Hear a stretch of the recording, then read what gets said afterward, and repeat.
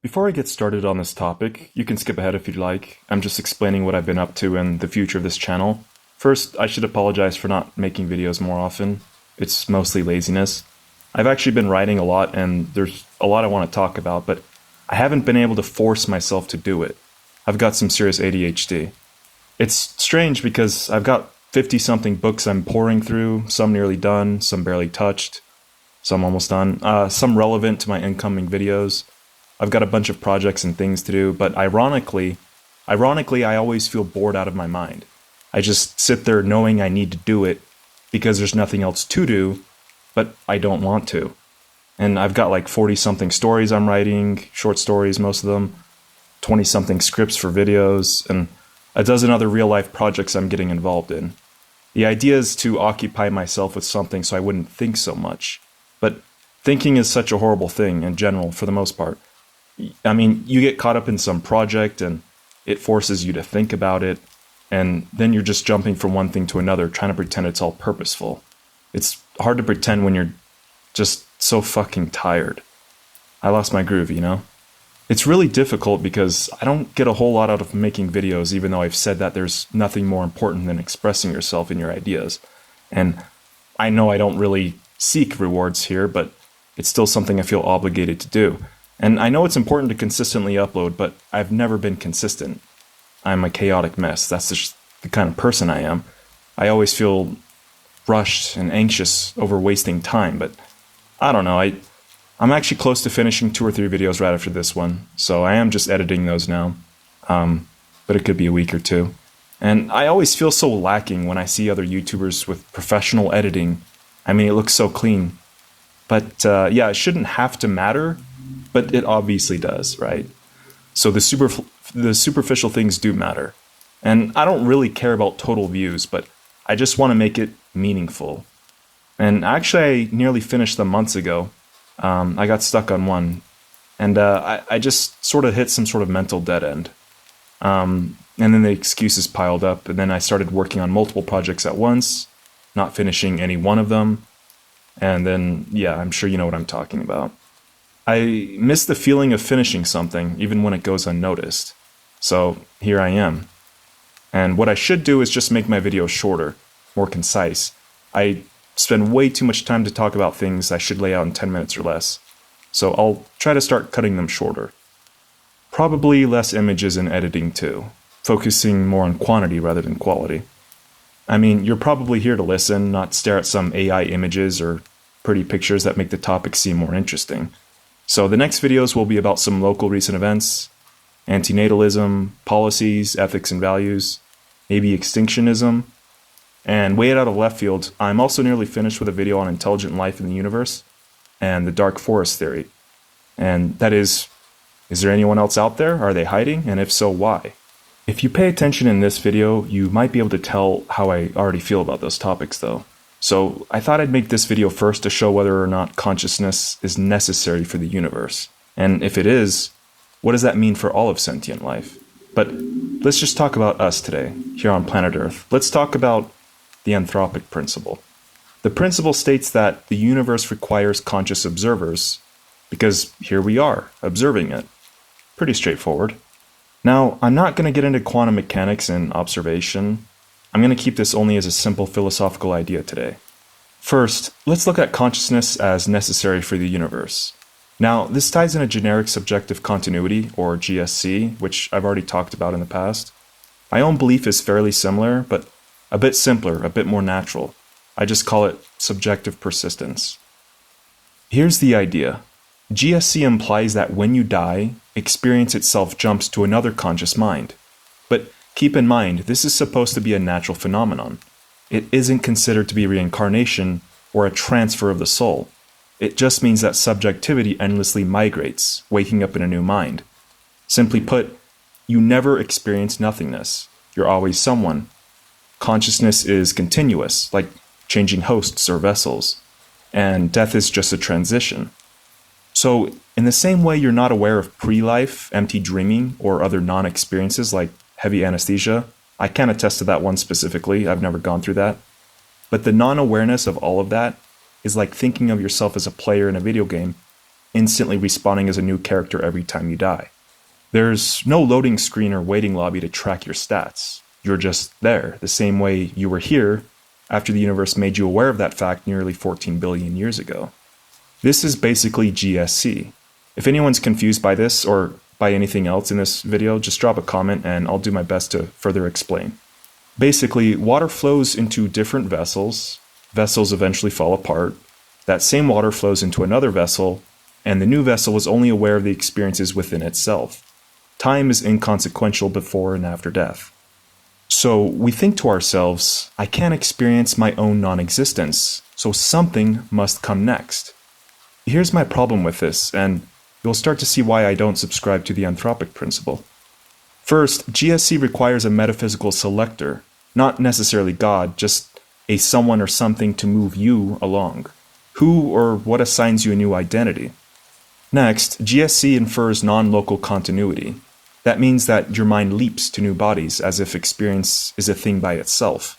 That means that you always exist, and this might cause some people to fall into solipsism, as if you're a chosen one who never dies, just one who only forgets. Also, while this is internally logical, there's no empiricism behind this. What's the natural mechanism for this consciousness handoff?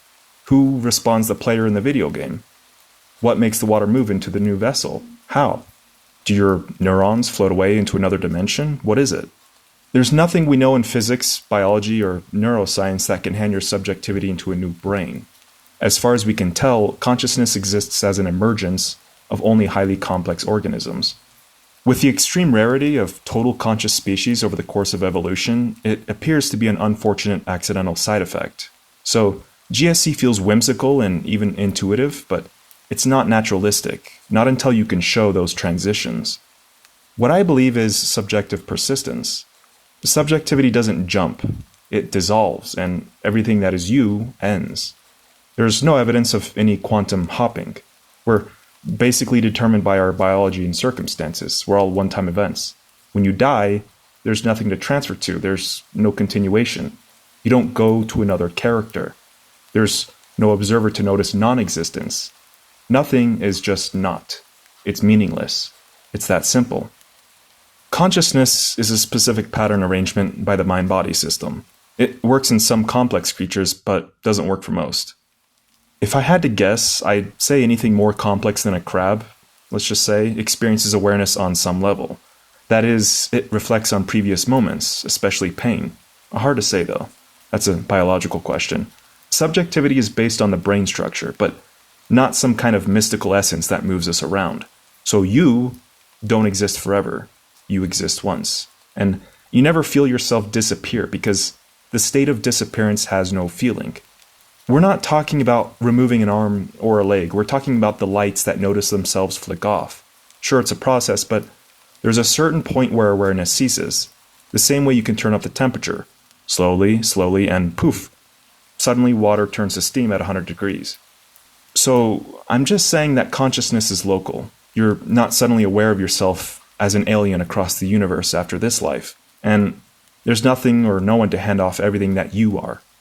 You don't go anywhere. You aren't stored anywhere. You simply end. But there is something like you, remarkably like you, many of them in fact, that emerges. And I believe consciousness will always emerge because the universe continues forever, pulled this way and that way by tension. And if you see at least one ant, I'm betting there's more. So GSC implies that you exist independent of the body and brain. I say no, that's precisely what you are. There's no paradox to solve here about who gets you next.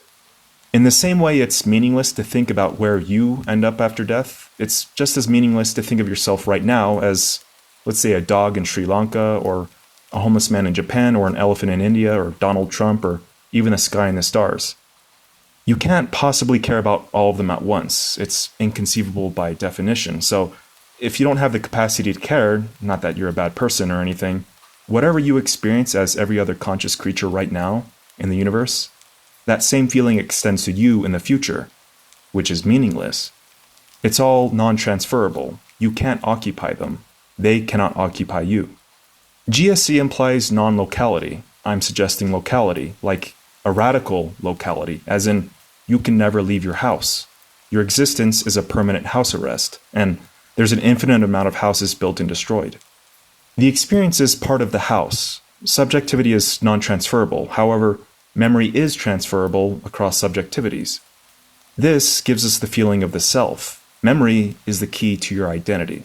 But you also must forget, otherwise you would experience billions and billions of identities across your one life, none of whom are truly you. You'd experience endless micro-deaths, endless micro-births, and a horrifying kind of hyper-continuity, and you just feel yourself endlessly breaking. Memory stitches your identity together, but forgetting is the ultimate salvation. Everything is a one-time event, like an infinitely large Rubik's Cube shuffling one-time patterns, never to return, and before it locks in an absolutely perfect solution, it breaks into further complexity. This cube, or more like a fluid structure, approaches completion, but it never ever reaches perfect uniformity. The universe must scramble itself to continue existing. New physics, new rules, new meaning, whatever. Every universe is like a scar of the previous universe's failed completion. That's how we get our rules: speed of light, Planck length, etc., etc. The Big Bang is a recoil or a misfire from attempting absolution. Physics, metaphorically of course, is scar tissue. The universe isn't designed for life. The fine-tuning argument is a joke here. The conditions for life is just what we get when pressure refuses to zero out. Consciousness arises because the cube is scrambled just enough to reflect its own scrambling process. The cube doesn't want to resolve itself. It just is. It's just the process of attempting a solution, failing, and generating new constraints. Movement is absolutely necessary of unsolvability. My own assumption is that heat death is a phase transition in the universe before the cube takes on a new shape. And let's say dark energy might be expansion, preparing for the next dimensional transition of cubes. We could be in a late stage configuration, but who knows? So yes, I believe the Earth orbits the Sun regardless of whether or not consciousness is there to notice it. A tree falls in the woods whether or not we observe it, but our observations give us agency. It's just meaningless without intelligence to measure it. The universe continues its variations of meaninglessness until consciousness inevitably emerges. When it does, it looks backward, it looks forward, and questions where and why it belongs. It is possible that consciousness might never return, especially if it's late-stage evolution and the conditions are rare. Basically, that means this shuffling Rubik's Cube never aligns in such a way again. I don't believe this, but in theory it is possible. I don't believe this because consciousness emerges under the right conditions. It'll immediately take notice of this, and regardless of time spent waiting to emerge, this will occur. This is also because time has no value to non-intelligence. The universe is patient. It has all the patience in the world. So, I don't believe that consciousness is required for the universe to exist. It's an accidental result of a mirror placed in front of a mirror. And truth be told, most patterns don't hold. A cow can't jump over the moon, not literally. Not in our current universe. The pattern exists in theory, but it can't hold. There's tight constraints, and we call these rules physics. But because the universe is endlessly churning out patterns, assuming it is eternal, then consciousness is always waiting. Not like a shadowy figure hiding or anything like that, but an accident that needs enough shifting until the paradox of becoming and being align tightly enough, just long enough. And consciousness will always notice this rare event, because that's exactly what consciousness does. It notices, it reflects. Whether it's this you or another you, it's just a condition of physics and circumstance. A sufficiently complex cube will eventually have a subsystem that models itself. It's probable across infinite configurations. It's statistically inevitable. But hold on, didn't I say that I disagree with the Anthropic principle? Well, yeah, that's true. I'm just saying that the universe doesn't require compatibility with the existence of life. It's not necessary. It's a numbers game, and specific numbers learn to count themselves, that's all. Most universes, or cubes, do not, cannot, and will never produce self-awareness. Consciousness itself isn't inevitable. It's more like we're an accident that holds long enough to think we're inevitable. Yeah, another paradox. And when I say other universes, I don't mean an infinite grid-like structure of multiverses running simultaneously. What I mean is that the universe shuffles itself, one at a time, over all of time. Aren't we special then? Well, no, not really. Here's why you aren't chosen, or why the universe isn't consciousness itself.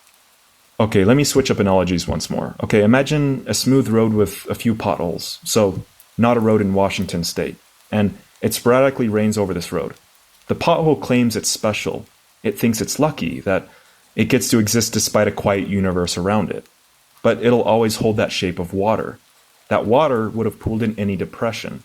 The pothole itself is rare, but the pooling, the emergence of consciousness, that's inevitable. Once the conditions for consciousness exist, you will immediately exist. The conditions take time, but time doesn't matter until intelligence starts to notice it. The water is guaranteed. We think we're special because we can't access each other's minds. We can only experience things in terms of uniqueness. We're not special. We're not chosen warriors or souls. We are just isolated minds. We're something that will always determine its rarity, and that takes the shape of your consciousness.